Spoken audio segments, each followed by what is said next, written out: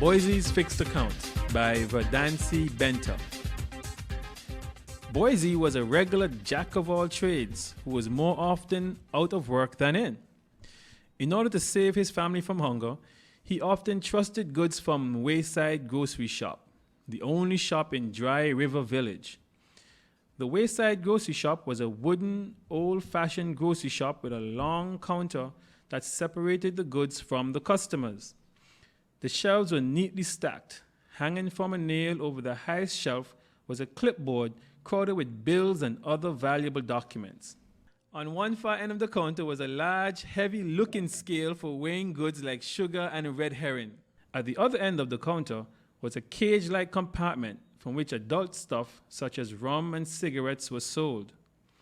Boysie's connection to the Wayside Grocery Shop goes way back to his childhood, and he seemed to have inherited the habit of taking goods on credit. But unlike his mother, he was a bad debtor. "See you next week, Miss Ruby," he would say to the shopkeeper when he was reminded to pay.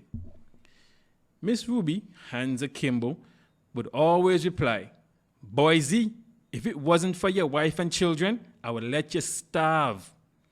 But Boysie knew better and just kept on trusting goods from Miss Ruby.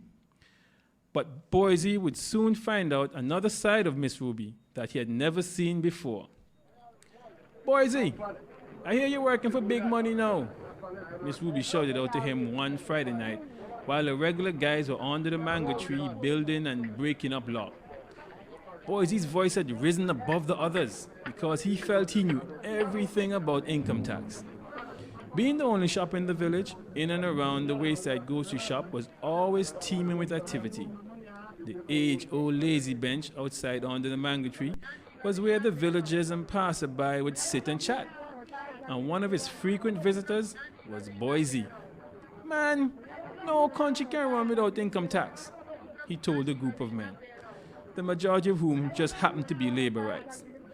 But Boysie was so taken up with his argument that he did not hear Miss Ruby. "Boysie, you can't hear Miss Ruby talking to you? You're making big money now," Suki called out.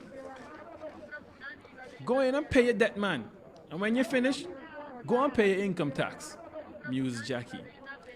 But Boysie didn't like where the discussion was heading. News had obviously reached Miss Ruby that he had a construction job. So when he finally went into the shop to explain his position to Miss Ruby, he felt like a schoolboy on his way to the principal's office to explain why he did not do his homework. "Miss Ruby, I have a fixed account at the bank. I can't draw any money until 6 months. Please, give me a break till next month now," he said as Miss Ruby with deft fingers sifted through her thick records for all his bills. "Here, pay up all or none, sir," she said as she handed over the bills to Boysie, who by then had a look at the freshly written sign over the top shelf which read, "No credit today, come tomorrow." "Boysie, as far as me can see, your account here is fixed at $450.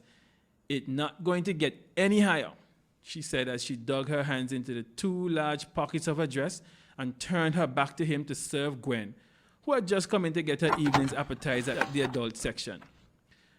Boysie glanced at the glass in Gwen's hand, then looked out the window just in time to see a meager man delivering a brand new television set at his house.